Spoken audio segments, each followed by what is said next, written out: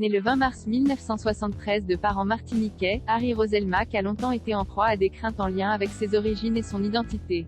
Est-ce que je me considère d'abord noir et ensuite français? S'est-il notamment interrogé comme il l'a confié ce jeudi 30 septembre sur le plateau de Quotidien.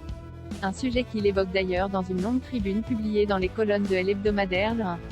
Car, au fil de sa vie, l'animateur a été continuellement interrogé sur ses origines. Comme si sa francité n'était pas évidente, de quoi le pousser aux pires pensées, si bien qu'il a parfois fui ses origines martiniquaises. Je ne cherchais pas le regard du noir et même, je le fuyais, a-t-il ainsi avoué à Yann Barthès. Parce que accepter le regard du noir, c'est se considérer qu'on a un truc en commun, or l'assimilation française c'est, a priori, que les origines ne font pas lien entre nous.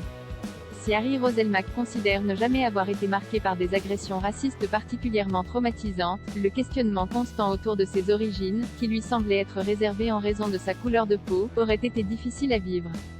Il a même connu toutes ces petites choses-là, ça vous fait comprendre que votre couleur de peau est un élément qui induit un jugement particulier de la part des autres.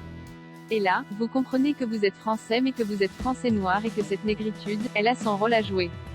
Il a donc appris à se l'approprier de façon Harry Roselmack, ma couleur induit une différence c'est ainsi que le journaliste a pu remarquer que le renvoi perpétuel d'un individu vers ses racines ne fait que scinder la société.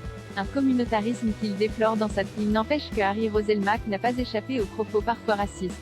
Il lui a d'ailleurs été interdit d'entrer dans un magasin de Blois alors qu'il n'avait que 4 ans, incident qui l'ont sensibilisé à une durée. Je suis d'accord avec ça dans la mesure où on prend conscience au cours de son existence, que ma couleur induit une différence, voire une hiérarchie. Ça effectivement on l'apprend au cours de sa vie. On devient noir dans sa tête, après être né noir à l'extérieur, a-t-il reconnu sur le plateau de C à vous en décembre 2020.